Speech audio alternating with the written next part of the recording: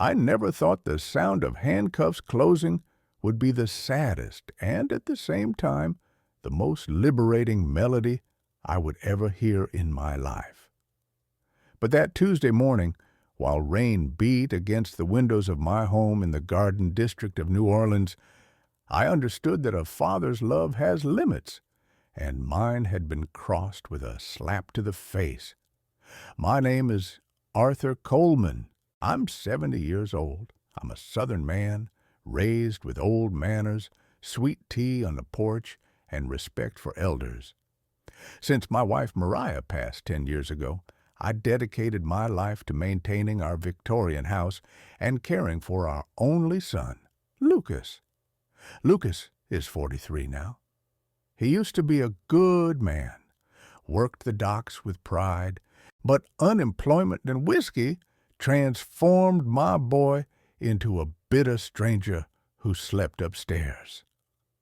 At 3 in the morning, everything collapsed.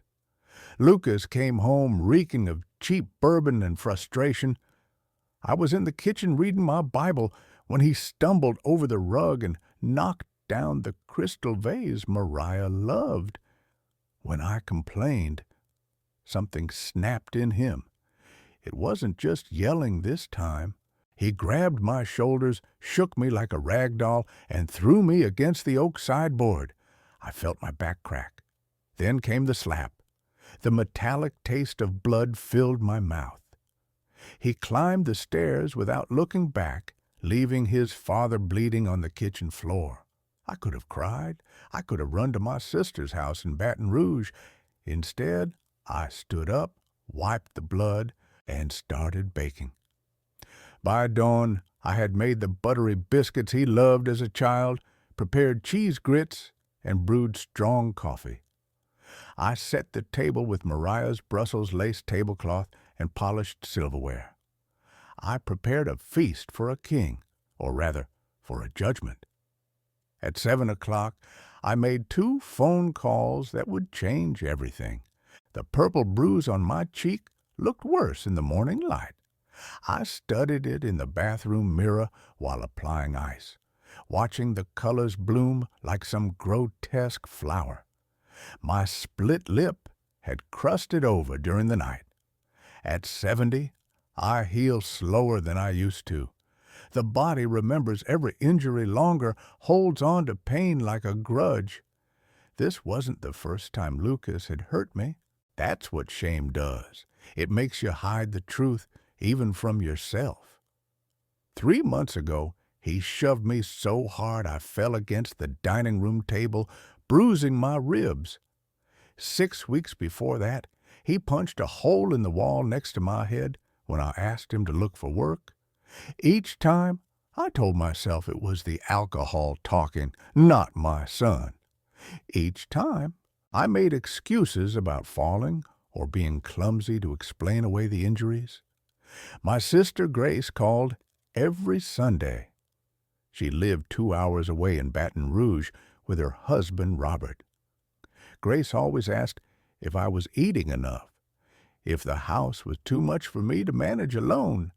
She never asked about Lucas directly, but I heard the concern underneath her words.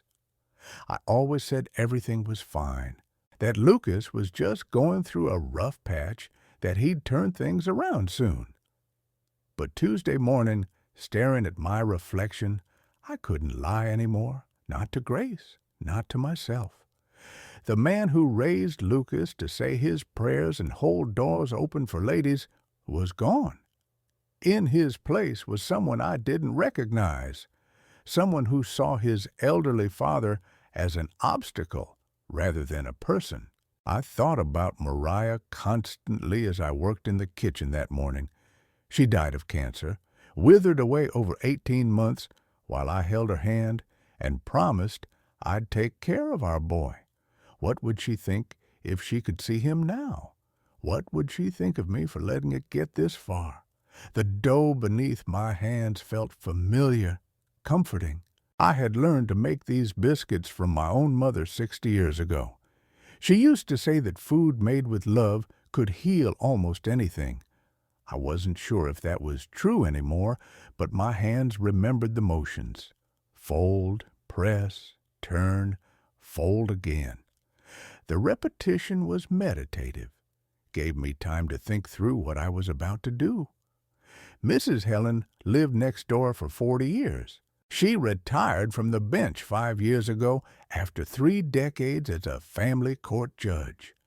She had watched Lucas grow up, attended his high school graduation, brought casseroles after Mariah died. She knew our family. More importantly, she knew the law.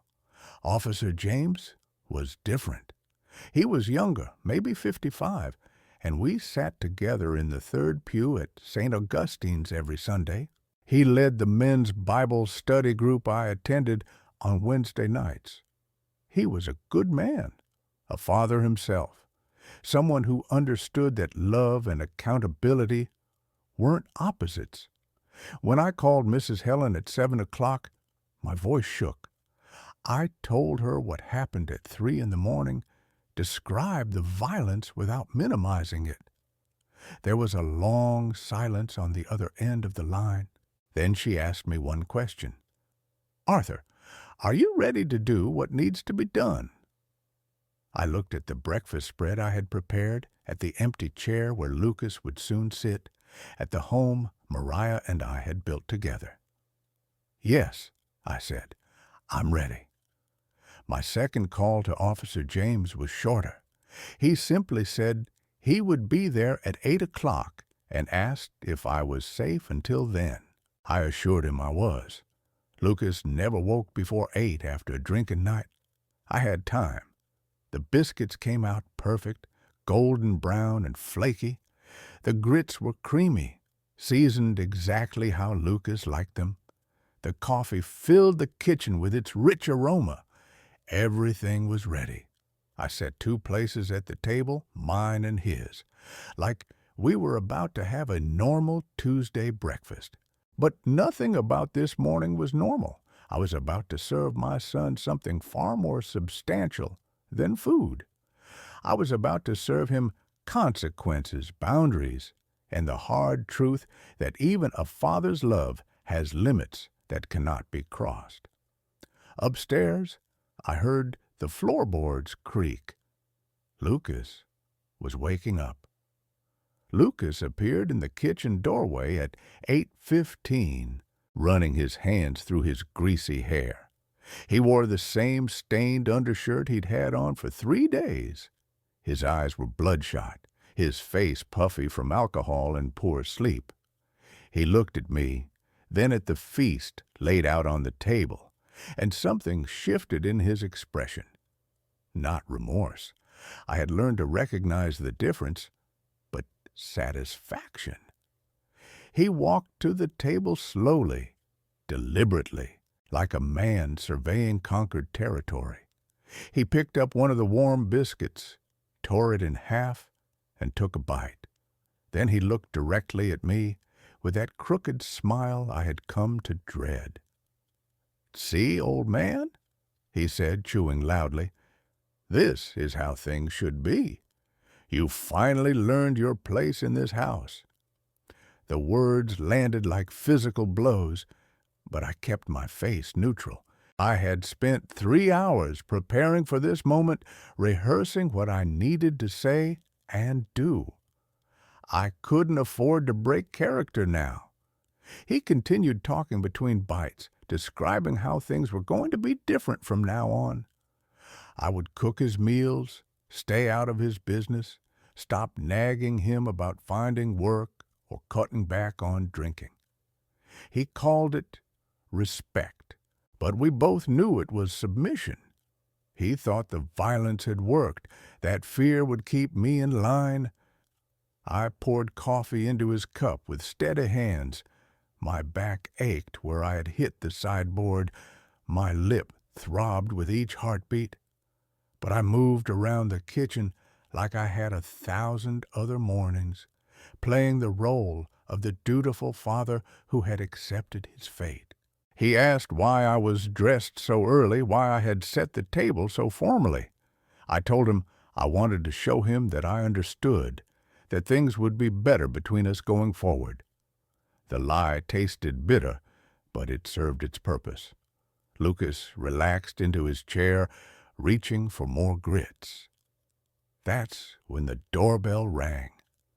The sound cut through the kitchen like a knife. Lucas froze with his fork halfway to his mouth. I could see his mind working, trying to figure out who would visit this early on a Tuesday morning. We rarely had visitors anymore. Most of our old friends had stopped coming around once Lucas's drinking got bad. "I'll get it," I said quietly, setting down the coffee pot. Lucas started to stand, suspicion suddenly clouding his face. "Who is it?" he demanded. I didn't answer. I walked to the front door with my heart hammering against my ribs. Behind me, I heard Lucas's chair scrape against the floor as he followed. But I reached the door first, placed my hand on the brass knob that Mariah had polished every Saturday, and opened it wide.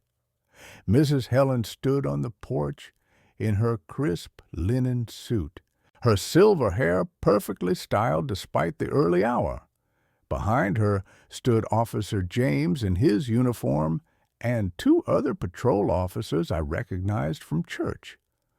The morning rain had stopped, but water still dripped from the magnolia tree in our front yard. Mrs. Helen's eyes went immediately to my face, taking in the purple bruise and split lip. Something hardened in her expression. She had seen thousands of abuse victims during her years on the bench. She knew what she was looking at. "Good morning, Arthur," she said formally. "Good morning, Helen. James, please come in." I stepped aside and let justice walk into my home. The officer's boots were loud on the hardwood floor Mariah and I had refinished together 30 years ago. Lucas backed into the kitchen, his face draining of color as he realized what was happening.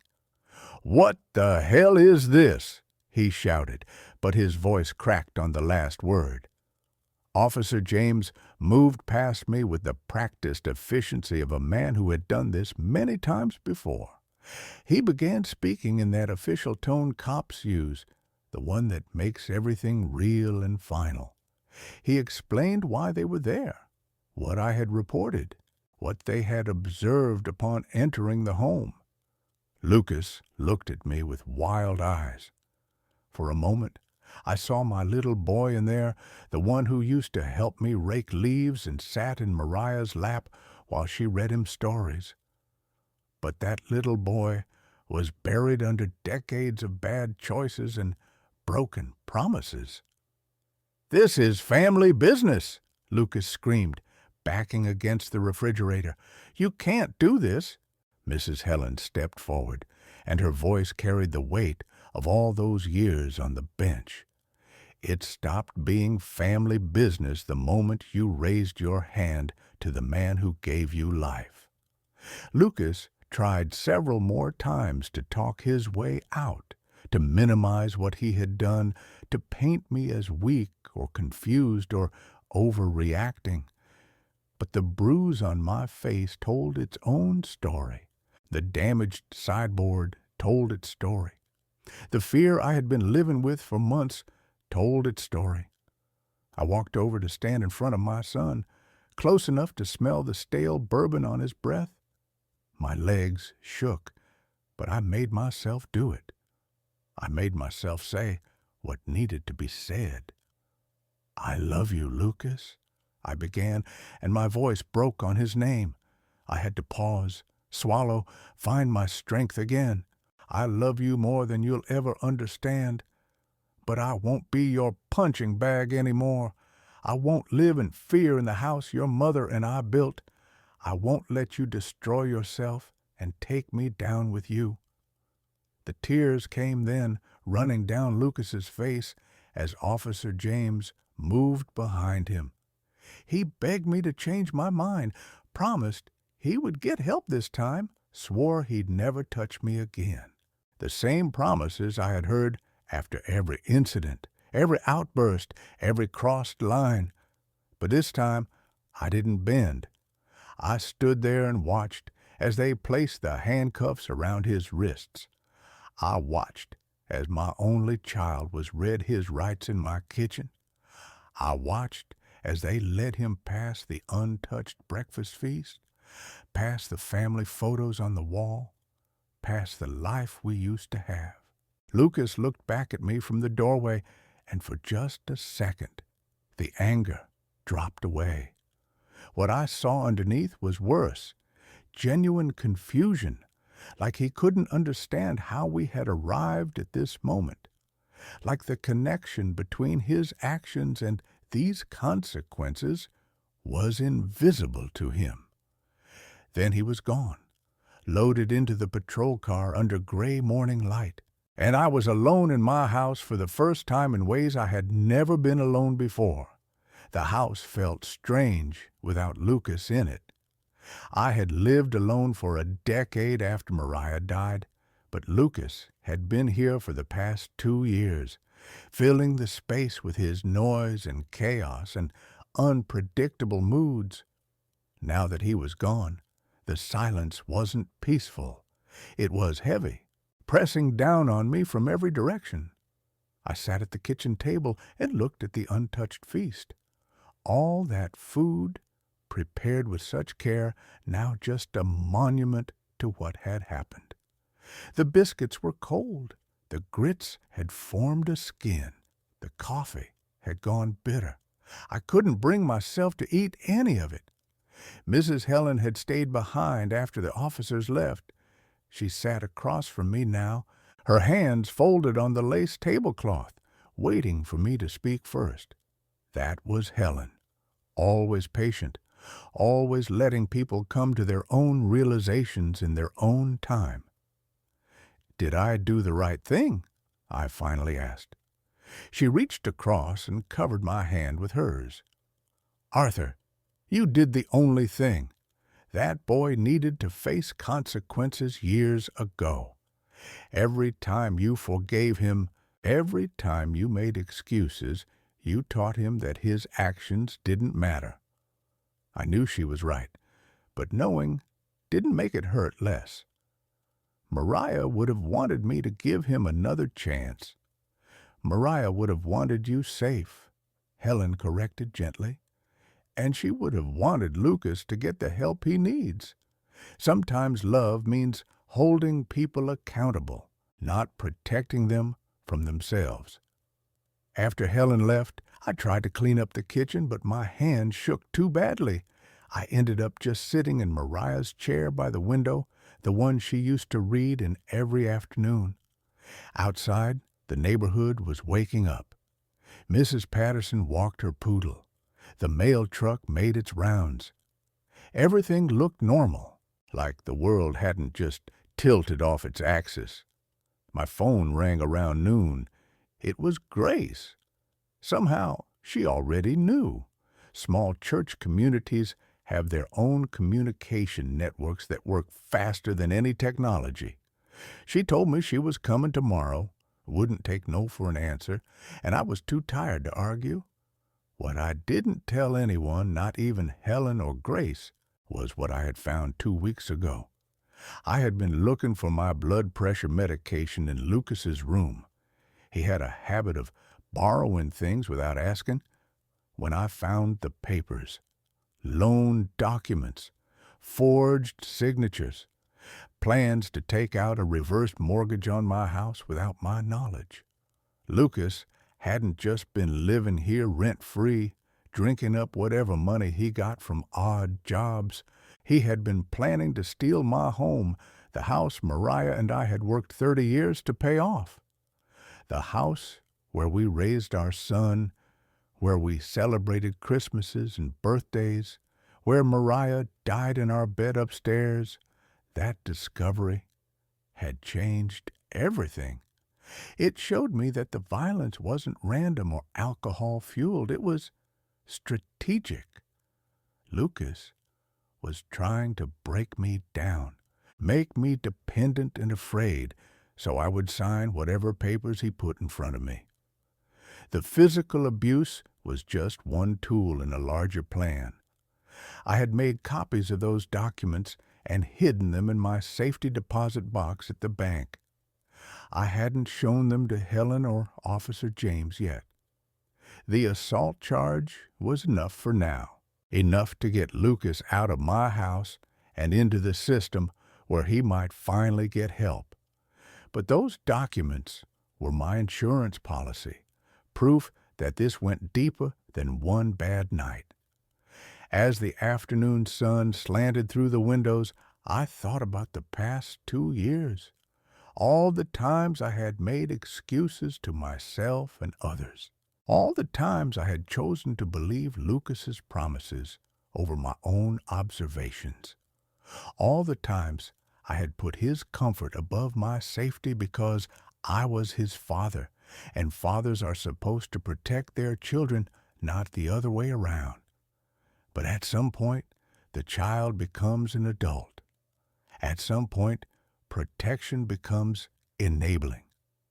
At some point, you have to choose yourself, even if it breaks your heart to do it. The phone rang again in the evening.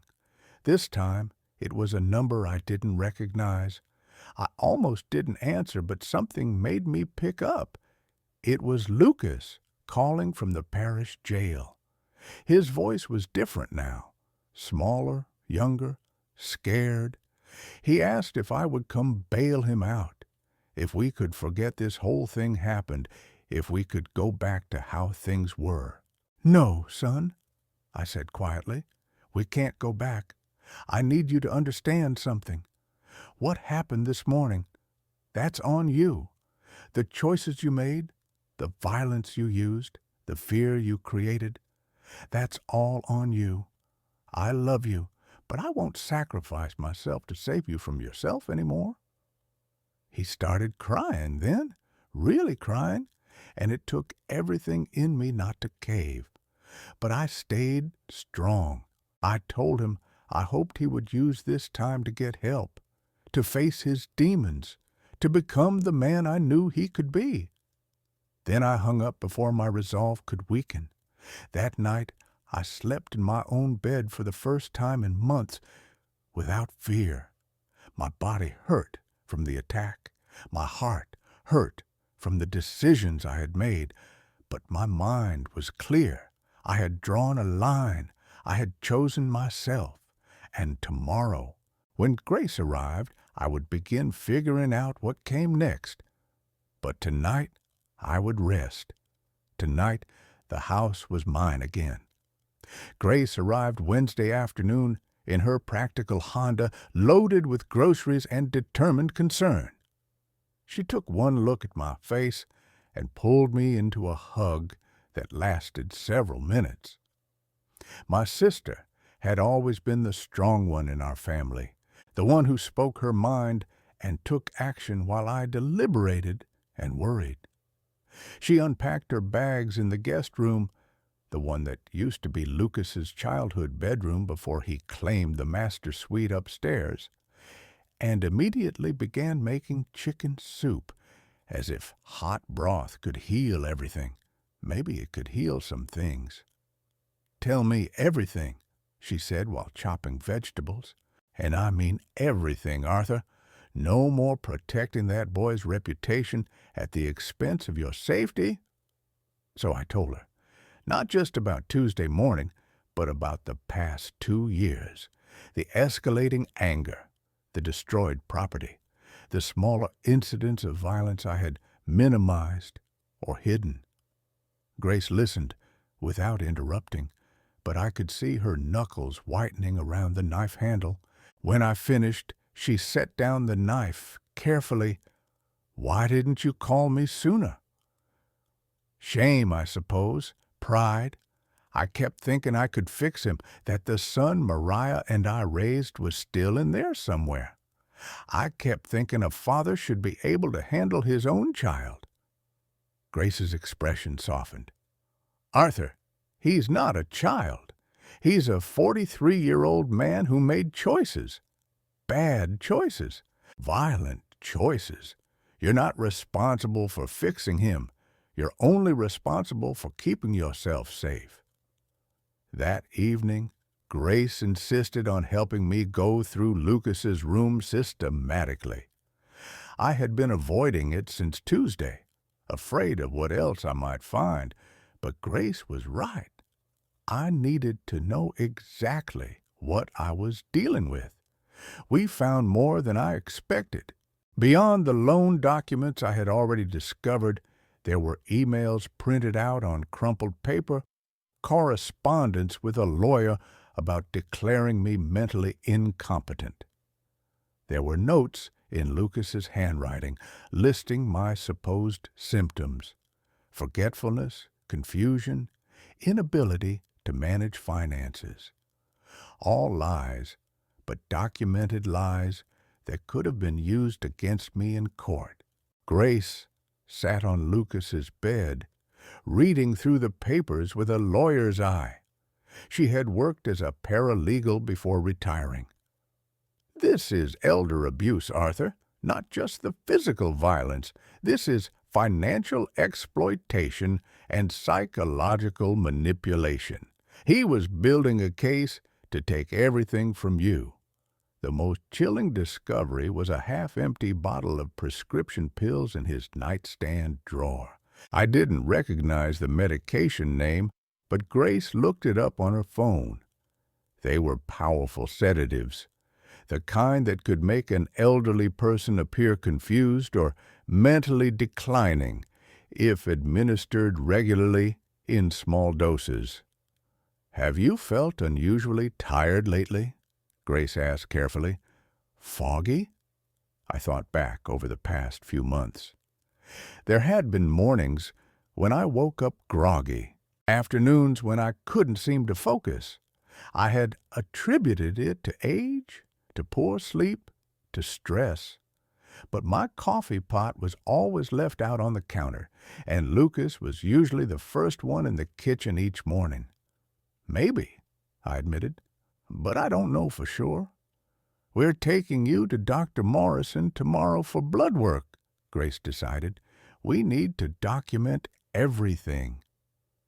That night, I couldn't sleep. I kept thinking about how close I had come to losing everything. If Lucas had succeeded in his plan, I would have been declared incompetent, lost control of my finances and my home, possibly been placed in a facility somewhere while Lucas sold off the life Mariah and I had built. The physical violence had been bad enough. But this calculated, long-term plan to systematically destroy my autonomy and steal my assets. This was somehow worse. This required premeditation. This required him to look at his father and see not a person, but an obstacle to be removed. Thursday morning, Grace drove me to Dr. Morrison's office. I had been seeing him for 20 years, since well before Mariah got sick. He took one look at my face and immediately ordered comprehensive blood work, including tests for substances that shouldn't be there. While we waited for results, I told Dr. Morrison everything. He listened with the same grave attention he had shown when we discussed Mariah's cancer prognosis. When I finished, he made careful notes in my chart and looked me directly in the eye. "Arthur, I've known you for 2 decades. Your mind is sharp, your memory is excellent, and your ability to manage your affairs is unquestionable. If anyone tries to claim otherwise, I'll testify to that in court. Whatever your son was planning, he was lying about your mental state." That simple validation brought tears to my eyes.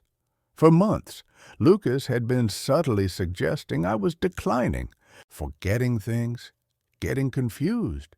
He had planted seeds of doubt in my own mind about my competence. Hearing Dr. Morrison confirm what I knew to be true, that I was fine, that I was capable, released something tight in my chest. Grace and I spent the afternoon at the police station meeting with a detective who specialized in elder abuse cases. Her name was Detective Sarah Reeves, and she was younger than I expected, maybe in her late 30s. But she knew her job.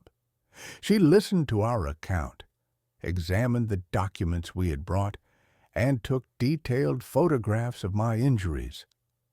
"Mr. Coleman," she said when we finished, "what you've described and documented goes beyond simple assault.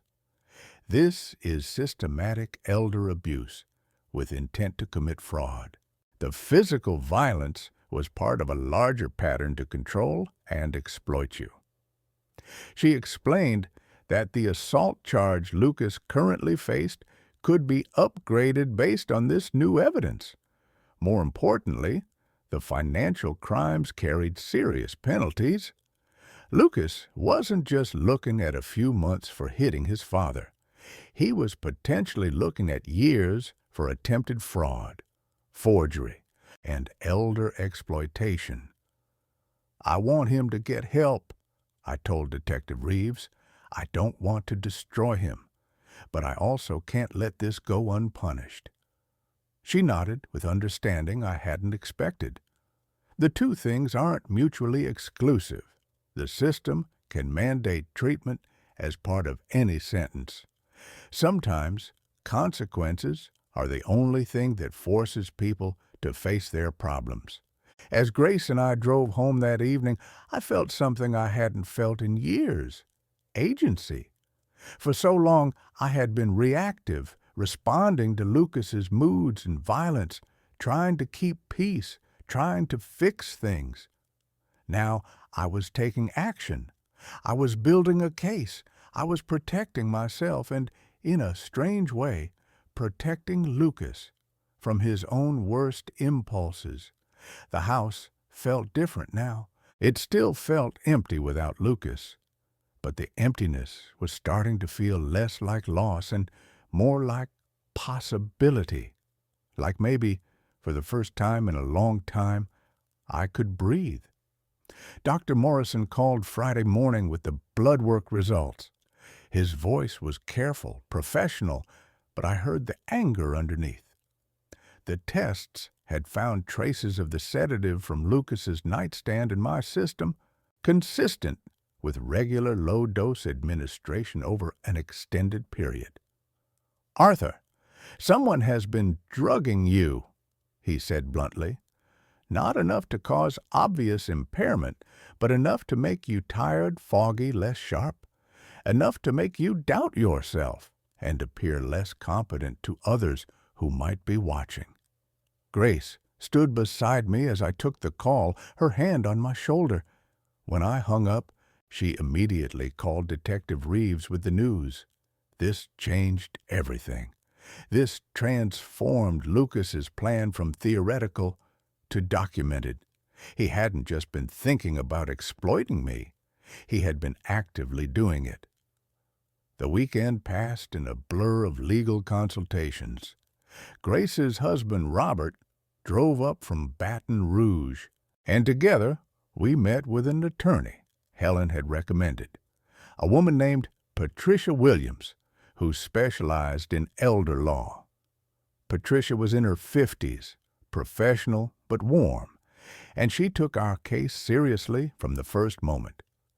She reviewed all the evidence we had gathered, the forged documents, the emails about incompetency, the prescription pills, the blood work results, the photographs of my injuries, the police reports.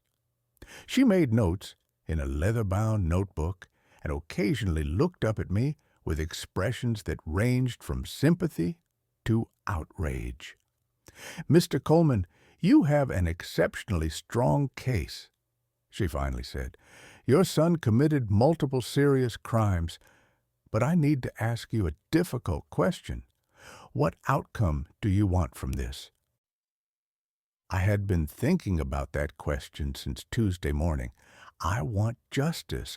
I want accountability. I want him to understand that what he did was wrong, that it had consequences, that he can't do this to anyone else. But I also want him to have a chance to get better, if he's willing to do the work. Patricia nodded.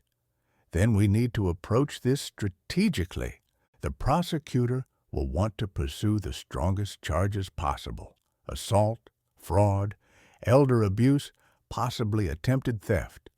Those charges carry significant prison time, but we can work with the prosecution to recommend sentencing that includes mandatory treatment, counseling, and restitution. Grace squeezed my hand. She understood what this meant. I was choosing to use the legal system not just for punishment, but for potential rehabilitation. Some might call it weakness, but I called it hope. Not hope that Lucas would suddenly become the son I raised, but hope that he might someday become accountable for the man he had chosen to be. Monday morning, I received an unexpected visitor. A woman in her early 30s knocked on my door, introducing herself as Sarah Chen, a social worker from Adult Protective Services. Someone had filed a report about my situation, probably Dr. Morrison or Detective Reeves, and she was required to follow up. I invited her in and offered coffee, falling back on Southern hospitality, even in circumstances like these. Sarah was thorough but kind, asking questions about my living situation, my finances, my support system, my plans for the future. She seemed relieved to find me coherent, well cared for, and clearly capable of managing my own affairs. "Mr. Coleman, I've seen many cases of elder abuse in my career," she told me before leaving. "Most victims stay silent out of shame or fear or misplaced loyalty. The fact that you spoke up, that you took action, that you're protecting yourself, that takes tremendous courage. You should be proud of that." After she left, I sat in Mariah's chair and thought about courage. I had never considered myself particularly brave. I was just a man who worked at the shipyard for 40 years, raised a family, paid his bills, went to church on Sunday. But maybe courage wasn't about big dramatic gestures. Maybe it was about drawing a line when everything in you wanted to erase it. Maybe it was about choosing yourself when a lifetime of conditioning told you to sacrifice. That evening, Lucas called again from jail. This time, his tone was different, angrier, more desperate. He had clearly learned about the additional charges being considered. He accused me of ruining his life, of being vindictive, of caring more about revenge than family. "You're destroying me for one mistake," he shouted through the phone. "It wasn't one mistake, Lucas," I said quietly. "It was 2 years of mistakes. It was planning to steal my home. It was drugging me. It was hitting me. It was making me afraid in my own house. Those aren't mistakes. Those are choices." "I'm your son," he screamed. "Yes, you are, and I love you. But love doesn't mean letting you hurt me. Love doesn't mean sacrificing myself so you can avoid consequences. Real love sometimes means holding people accountable, even when it breaks your heart." He hung up on me then. Grace, who had been listening from the kitchen doorway, came over and hugged me. "That was the right thing to say," she assured me. "Then why does it feel so awful?" "Because you're a good father. Good fathers feel pain when their children suffer, even when that suffering is deserved." Wednesday brought another development. Detective Reeves called to inform me that 2 of Lucas's former co-workers from the docks had come forward with information. Lucas had apparently been bragging to them about his plan to get control of my house and assets. He had called me a stubborn old fool who needed to be managed. He had laughed about how easy it was to make me doubt myself.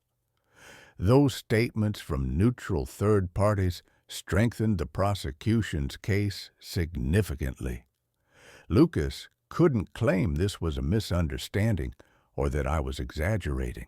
He had documented his own intentions through his own words to multiple witnesses. Patricia called that afternoon with news that the prosecutor was moving forward with comprehensive charges: assault causing bodily harm, attempted fraud, forgery, elder abuse, and unlawful administration of drugs. Combined, Lucas was potentially looking at 10 to 15 years in prison. But, Patricia added, the prosecutor is willing to discuss a plea deal if Lucas is willing to accept responsibility and agree to restitution and treatment. What would that look like? I asked. Probably 5 years minimum, with mandatory counseling and addiction treatment, plus full restitution for any financial harm, and a permanent restraining order preventing him from contacting you or coming near your property. 5 years. 5 years of my son behind bars. The thought made me physically ill. But the alternative, letting him avoid consequences again, enabling his behavior, putting myself at risk, was worse. Tell them I'll consider supporting a plea deal if Lucas genuinely accepts responsibility and commits to treatment, I said finally, not because I want to punish him less, but because I want to give him a chance to become better. That night, alone in my house, I looked at the family photos on the mantel. Lucas as a baby in Mariah's arms. Lucas as a boy holding his first fish. Lucas graduating high school. Lucas at 20 before everything went wrong. I touched his young face in the photograph and whispered an apology to that boy for not being able to save him from himself. But I also whispered a promise that I would survive this, that I would protect what Mariah and I built, that I would not let his choices destroy me. Sometimes the most loving thing a father can do is step back and let his child face the consequences of his actions, even when every instinct screams to intervene. Tomorrow was the preliminary hearing. Tomorrow I would face Lucas in court for the first time since Tuesday morning. Tomorrow the next chapter would begin. Thursday morning arrived cold and gray, typical for late October in New Orleans. Grace helped me select my clothes for court, my navy suit, the one I wore to Mariah's funeral, my good shoes, a tie Mariah had given me for our 40th anniversary. I wanted to look dignified, capable, the opposite of everything Lucas had tried to make me appear. The Orleans Parish Criminal Court building was imposing, all concrete and glass, built to intimidate. Grace held my arm as we climbed the steps, Patricia Williams walking ahead of us with her briefcase full of documentation. Detective Reeves met us in the lobby, along with Officer James, who had put on his dress uniform for the occasion. "You don't have to speak today," Patricia reminded me as we waited outside courtroom 6. "This is just the preliminary hearing to determine if there's enough evidence to proceed. But Lucas will be there, and he may try to make eye contact or speak to you. You don't have to respond." I nodded, my mouth too dry to speak. Part of me hoped Lucas would show remorse, would indicate somehow that he understood what he had done. Part of me dreaded seeing him at all. The courtroom was smaller than I expected, paneled in dark wood with fluorescent lighting that made everything look harsh and unforgiving. I sat in the gallery behind the prosecutor's table, Grace on one side and Patricia on the other. Officer James sat behind us, a silent show of support. When they brought Lucas in, I barely recognized him. He wore an orange jumpsuit and had lost weight. His face was haggard, his eyes sunken. He looked older than his 43 years, older than I had ever seen him. When he spotted me, something flickered across his face. Anger, maybe, or shame, or both. The proceedings moved quickly. The prosecutor, a sharp woman named Margaret Delacroix, presented the basic facts of the case: the assault, the forged documents, the drugging confirmed by blood tests, the witness statements from Lucas's former co-workers. She spoke dispassionately, turning my nightmare into legal terminology. But her case was damning. Lucas's public defender, a tired-looking man in his 30s, tried to argue that the evidence was circumstantial, that the pills could have gotten into my system some other way, that the papers were just exploratory and didn't prove intent. But even I could tell his heart wasn't in it. The evidence was too strong, too comprehensive. The judge, a stern black woman in her 60s named Judge Amanda Foster, listened to both sides before ruling that there was more than sufficient evidence to proceed to trial. She set the trial date for January, 9 weeks away, and denied Lucas's request for bail, citing flight risk and danger to the victim. Lucas tried to speak then, standing up suddenly and calling my name. The bailiffs moved toward him, but Judge Foster held up her hand. "Mr. Coleman," she said, looking at Lucas, "if you have something to say, you'll say it through your attorney. You don't get to address your victim directly." But Lucas kept talking anyway, his voice breaking. He said he was sorry, that he didn't know what came over him, that he loved me, that he needed help, that he couldn't survive in jail.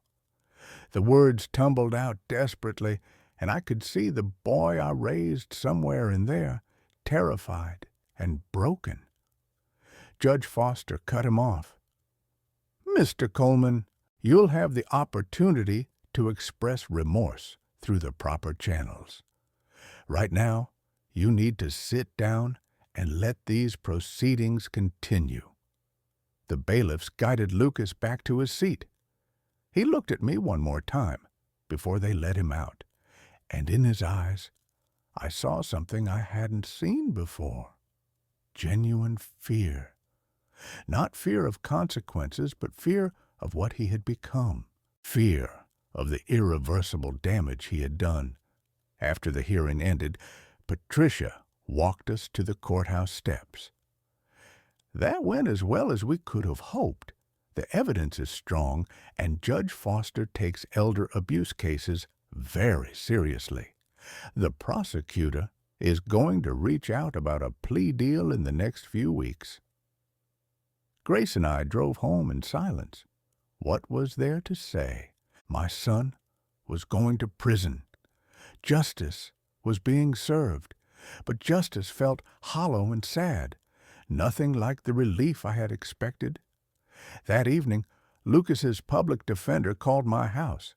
He explained that Lucas wanted to enter a guilty plea in exchange for a reduced sentence.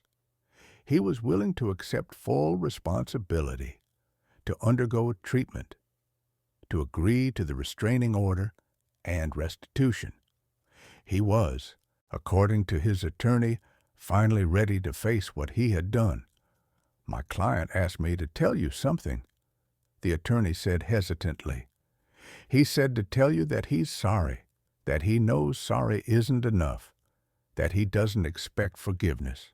He said he finally understands what he put you through, and he's ashamed." I closed my eyes and leaned against the kitchen counter. What would the plea deal look like? 5 years at Louisiana State Penitentiary, followed by 3 years of supervised probation, mandatory substance abuse treatment and counseling, full restitution for the cost of your medical care, legal fees, and home security upgrades. permanent restraining order, and your victim impact statement will be part of the record. 5 years. It seemed like both too much and not enough. Too much time for my son to be locked away, not enough time for what he had done. I need to think about it, I said. After I hung up, Grace brought me tea and sat beside me at the kitchen table. What are you thinking? I'm thinking that if he takes the plea deal, at least it acknowledges the truth. He won't be able to minimize what happened or pretend it was less serious than it was. He'll have to own it, publicly and legally. Maybe that's the first step toward him actually changing. And if he doesn't change? Grace asked gently. Then at least I'll know I gave him the opportunity. At least I'll know I held the line on consequences while still leaving the door open for redemption if he ever decides to walk through it. Friday morning, I called Patricia and told her I would support the plea deal on one condition, that I be allowed to give my victim impact statement before sentencing, so Lucas would have to hear, directly from me, the full impact of what he had done. Patricia agreed to relay my decision to the prosecutor. The plea hearing was scheduled for 3 weeks from now. Between now and then, I would have to write my statement, find the words to describe the indescribable, what it feels like when your child becomes your abuser, when your home becomes a place of fear, when love becomes a trap. But I had 3 weeks. 3 weeks to process, to heal, to prepare. 3 weeks before I would face Lucas in court one final time and speak my truth aloud, for the record, forever.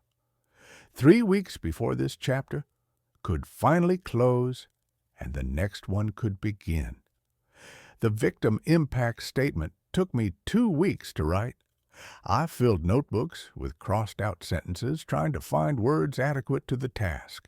How do you explain to a courtroom full of strangers what it feels like to be betrayed by the person you love most in the world? How do you make them understand the specific pain of being diminished by your own child? Grace helped me revise it, cutting the parts that were too angry, too raw.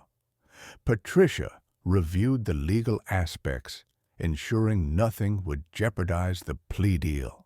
Detective Reeves read it and told me it was the most powerful statement she had ever seen, but none of them were the one who would have to stand up in court and read it aloud, looking at Lucas while doing so. The plea hearing was scheduled for November 21st, 3 weeks after the preliminary hearing. The night before, I barely slept. I lay in bed listening to the house settle around me. All the creaks and sounds that used to terrify me when Lucas lived here, but now just seemed like the house breathing. Grace stayed over that night, sleeping in the guest room. She made me breakfast, eggs and toast, nothing fancy, and sat with me while I pushed the food around my plate. Neither of us talked much. What was there to say? The courtroom was more crowded this time. Members of my church had come to support me, including Officer James and several deacons. Mrs. Helen sat in the front row wearing her courtroom face, the one that had intimidated countless defendants during her years on the bench. My sister Grace sat beside me, holding my hand so tightly I lost feeling in my fingers. Lucas was brought in wearing a suit this time, not the orange jumpsuit. His public defender must have arranged it. He looked better than he had at the preliminary hearing, cleaner, more composed, but there was a brokenness in his posture that hadn't been there before. Prison was changing him, though whether for better or worse I couldn't tell yet. The judge entered, and we all stood. Judge Foster took her seat and reviewed the plea agreement in silence, her reading glasses perched on her nose. The courtroom was so quiet I could hear my own heartbeat. Finally, she looked up. "Mr. Coleman, you're entering a guilty plea to assault causing bodily harm of an elderly person, attempted fraud, forgery, and unlawful administration of controlled substances. Do you understand these charges?" Lucas stood. "Yes, Your Honor." "And do you understand that by pleading guilty, you're accepting responsibility for these actions and waiving your right to a trial?" "Yes, Your Honor." "Has anyone forced you or coerced you into making this plea?" "No, Your Honor." Judge Foster looked at him for a long moment. "Mr. Coleman, this court has reviewed the evidence in your case, and I must say it's one of the more disturbing examples of elder abuse I've encountered. You systematically exploited, manipulated, and physically harmed the man who gave you life. Do you understand the gravity of what you've done?" Lucas's voice cracked. "Yes, Your Honor, I do now. The court accepts your guilty plea. Before sentencing, we'll hear from your victim, Mr. Arthur Coleman. Please approach." My legs felt like water as I stood. Grace squeezed my hand one last time before I walked to the podium where a microphone had been set up. I pulled my statement from my jacket pocket. The pages crumpled from being folded and unfolded dozens of times over the past 2 weeks. I looked at Lucas. He was crying already, silent tears running down his face. For a moment, I almost couldn't do it. Every parental instinct in me screamed to protect him from this pain, to soften the blow, to make it easier. But this wasn't about making it easy. This was about truth. I began to read. "My name is Arthur Coleman. I'm 70 years old. I worked at the Avondale shipyard for 40 years, raised a family, buried my wife of 46 years, and thought I would spend my final years in the home we built together, surrounded by peace and memories. Instead, I spent 2 years living in fear of my own son. Lucas, when I look at you now, I see 2 people. I see the boy who used to climb into my lap when he had nightmares, who helped me paint the fence every summer, who cried at his mother's funeral. And I see the man who hit me so hard I tasted blood, who drugged me to make me seem incompetent, who planned to steal the only thing I have left of your mother. I want you to understand what those 2 years were like. Every night I went to bed wondering if you would hurt me again. Every morning I woke up exhausted from drugged sleep, questioning my own mind, doubting my own competence. Every time you entered a room, I felt my body tense with fear. You made me afraid in my own home. You made me doubt my own sanity. You made me feel like I was nothing. But here's what you didn't break, Lucas. You didn't break my will to survive. You didn't break my understanding of my own worth. You didn't break my right to live with dignity and safety. When you hit me, you thought you were establishing dominance. Instead, you showed me that I had to choose between being your father and being your victim. I chose myself. I'm standing here today not because I hate you, but because I love you too much to let you destroy yourself and me in the process. Real love isn't protecting people from consequences. Real love is holding them accountable so they have a chance to become better. I hope you use your time in prison to get the help you need. I hope you face your addictions, your anger, your sense of entitlement. I hope you become the man I raised you to be. But whether you do or don't, I want you to know this. I survived you. I protected myself. I built boundaries you couldn't cross. and I'll continue living my life with dignity and purpose, with or without you in it. You took 2 years from me, Lucas. You don't get to take the rest." The courtroom was silent when I finished. I folded the paper carefully and looked at Judge Foster, who was wiping her eyes. Several people in the gallery were crying openly. Lucas had his face in his hands, his shoulders shaking. "Mr. Coleman," Judge Foster said, her voice thick with emotion, "thank you for that statement. This court acknowledges your courage and your pain." She turned to Lucas. "Mr. Lucas Coleman, you have heard directly from your father what your actions cost him. This court sentences you to 5 years at Louisiana State Penitentiary, followed by 3 years supervised probation. You will complete substance abuse treatment and counseling as conditions of your probation. You will pay full restitution to your father for all costs associated with your crimes. And you will have no contact with your father for the duration of your sentence and probation, after which contact will only be permitted with his explicit written consent. Do you understand?" Lucas could barely speak. "Yes, Your Honor. This court is adjourned." The bailiffs led Lucas away. He looked back at me once, and this time I saw something different in his face. Not anger or resentment, but recognition. Recognition that this was real, that his actions had consequences, that he had lost something irretrievable. Outside the courthouse, I stood on the steps breathing in the cold November air. Grace hugged me. Patricia shook my hand. Detective Reeves told me I had done the right thing. Officer James quoted scripture about justice and mercy. Mrs. Helen simply said, "Well done, Arthur."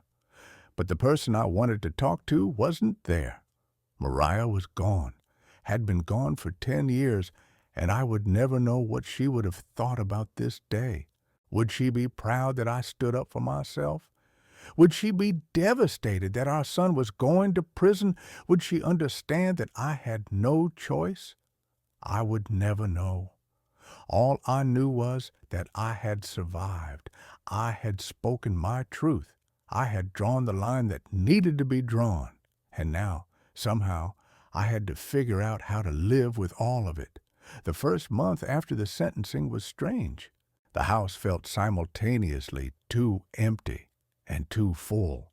Empty of Lucas's presence, but full of memories, full of possibility, full of silence that was sometimes peaceful and sometimes lonely. Grace stayed with me for 2 weeks after the plea hearing, making sure I was eating properly and not isolating myself. She helped me change the locks on all the doors. Not because I thought Lucas would return, the restraining order in prison made that impossible, but because I needed to feel safe again. We installed a security system with cameras and motion sensors.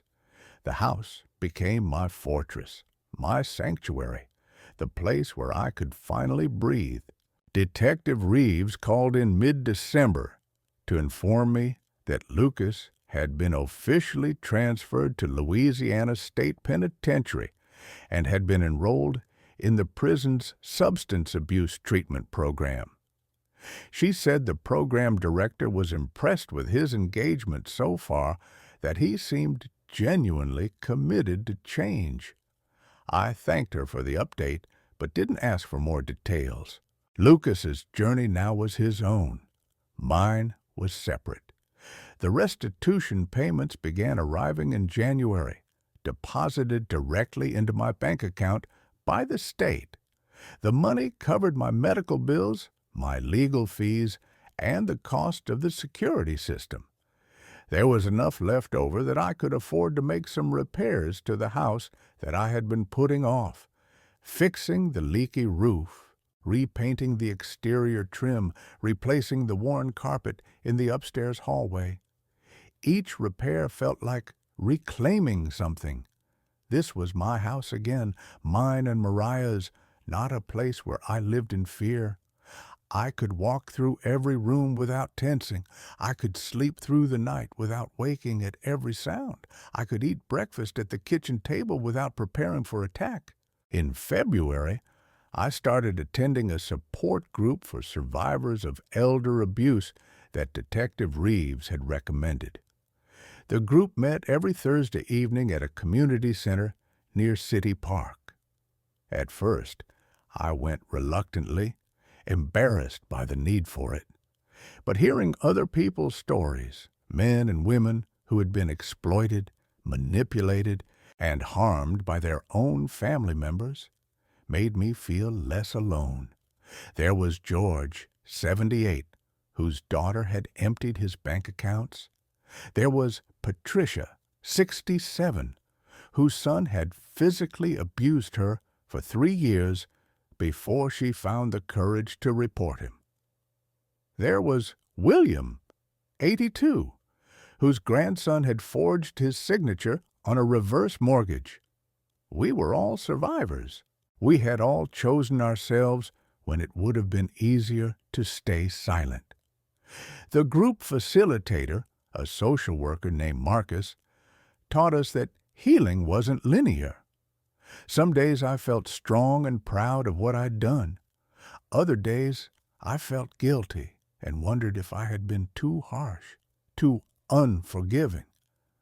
Marcus said both reactions were normal, that the hardest part of loving someone who hurts you is learning that you can love them and still protect yourself from them. Spring came early to New Orleans that year. By March, the magnolia tree in my front yard was blooming, filling the air with that heavy, sweet scent Mariah had loved. I started working in the garden again, planting tomatoes and peppers and herbs. My hands in the soil felt like returning to something fundamental, something that predated all the pain.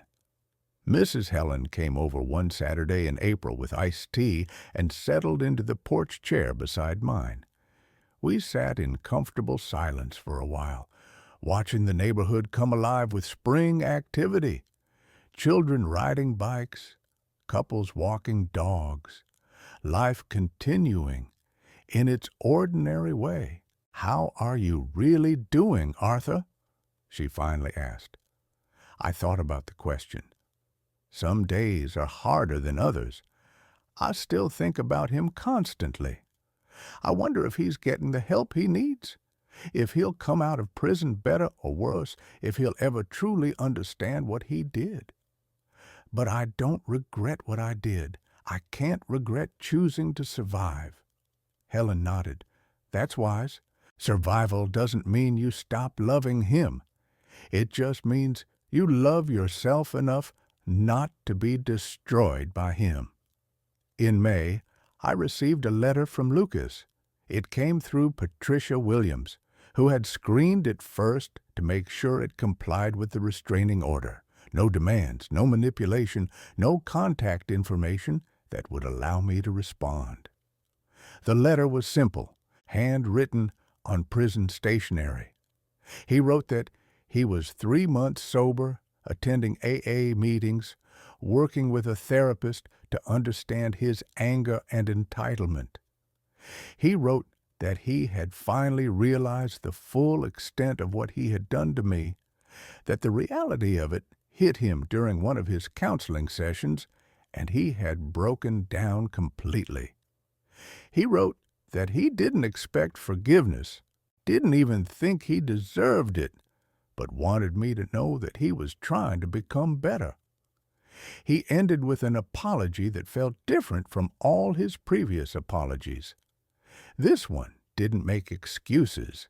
It didn't minimize. It didn't ask for anything in return. It simply said, "I'm sorry, Dad. I'm so deeply, completely sorry for everything I put you through. You deserved better. You deserved respect and safety and love. I failed you in every way that matters. I can't undo what I did, but I can promise you that I'm working every day to make sure I never hurt anyone like that again."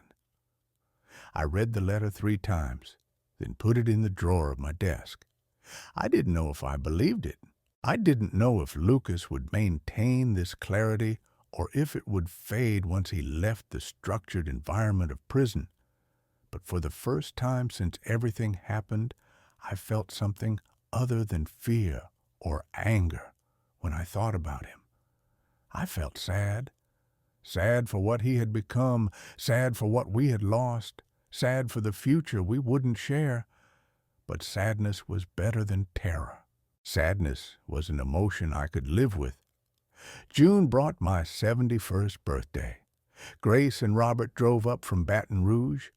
Mrs. Helen brought a chocolate cake. Officer James and his wife came for dinner. We ate on the porch as the sun set, talking and laughing about everything except the obvious absence at the table. For a few hours, life felt almost normal. After everyone left, I sat alone in Mariah's chair and looked at our wedding photo on the mantel. We had been so young, so full of hope about the future we would build together. We had no idea about the joy and pain that lay ahead, the son we would raise and love and lose in ways we couldn't have imagined. "I did what I had to do," I whispered to her photograph. "I hope you understand." The photo didn't answer, but the house felt peaceful around me. The security system's green light blinked steadily. The doors were locked. I was safe. I was healing. I was learning to live again without fear. In July, I started volunteering at a local senior center, helping other elderly people navigate legal and financial issues. I used what I had learned through my own nightmare to protect others from similar exploitation. Detective Reeves connected me with several families dealing with elder abuse situations, and I found purpose in being able to tell them, "You can survive this, you can speak up, you can choose yourself." Helping others helped me. Each person I supported, each family I educated, each boundary I helped someone else draw, it all felt like transforming my pain into something useful, something protective, something that honored both my suffering and my survival. August marked 1 year since I had first found those forged documents in Lucas's room. 1 year since I understood the full scope of his plan. 1 year since everything changed. I marked the anniversary by taking a trip to the coast, something I hadn't done since Mariah died. I stood on the beach and watched the waves roll in, constant and reliable, and felt something settle in my chest. I had survived. Not just physically, though that was important. I had survived emotionally, spiritually, maintaining my sense of self despite someone's best efforts to erase it. I had drawn boundaries and enforced them. I had spoken truth to power. I had chosen dignity over false peace. Lucas still had 4 years left on his sentence. 4 years before he would be released, before the restraining order would expire, before he could request contact. I didn't know what I would do when that day came. I didn't know if I would grant him the chance to apologize in person, to attempt some form of reconciliation, or if I would maintain my distance forever. But I had 4 years to figure that out. 4 years to continue healing, to continue building the life I deserved, to continue honoring Mariah's memory by living with purpose and dignity. 4 years to become strong enough to face whatever came next. For now, I had my house, my garden, my church community, my volunteer work, my sister, my neighbors, my routine, my safety. I had mornings without fear and nights without tension. I had the profound relief of being able to simply exist in my own space without monitoring someone else's mood or preparing for violence. I had survived my own son, and that survival had taught me things I wish I had never needed to learn. That love has limits, that boundaries are essential, that choosing yourself isn't selfish when someone else is actively destroying you, that the hardest thing a father can do is let his child face consequences without intervening. But I had also learned that I was stronger than I thought, that speaking up is possible even when it terrifies you, that dignity can be reclaimed even after it's been stripped away, that hope can coexist with grief, and that healing is real even when it's incomplete. As I sit here now in my living room, watching the evening light paint shadows across the floor, I think about the man I was a year ago, frightened, diminished, living in survival mode. That man still exists inside me somewhere, but he's not alone anymore. He's accompanied by the man I became through necessity, the one who drew the line, who called for help, who stood in court and spoke his truth, who survived. To anyone reading this, who sees themselves in my story, who's living in fear of someone they love, who's being diminished by someone who should protect them, I want you to know that you can survive too. You can speak up. You can choose yourself. It will be the hardest thing you ever do, and you'll carry the weight of it forever. But you'll also carry your dignity, your safety, and your life. That breakfast I served Lucas on that terrible Tuesday morning, the one he thought represented my submission but actually represented my stand, has become a symbol for me. It reminds me that sometimes the most powerful thing you can do is prepare carefully, act decisively, and invite justice to the table. My name is Arthur Coleman. I'm 71 years old. I'm a survivor of elder abuse. I'm a father who lost his son to save himself. I'm a man who learned that love without boundaries isn't love at all. It's sacrifice without purpose. And I'm still here, still standing, still healing. And I always will be. If you've made it this far in my story, thank you for bearing witness. If you've seen yourself in any part of what I've shared, please know that you're not alone. Help exists. Safety is possible. You deserve to live without fear. Where are you reading this from? Have you or someone you love faced something similar? Leave a comment below and consider subscribing for more stories of survival, strength, and the hard-won wisdom that comes from refusing to be a victim. Your story matters. Your survival matters. You matter.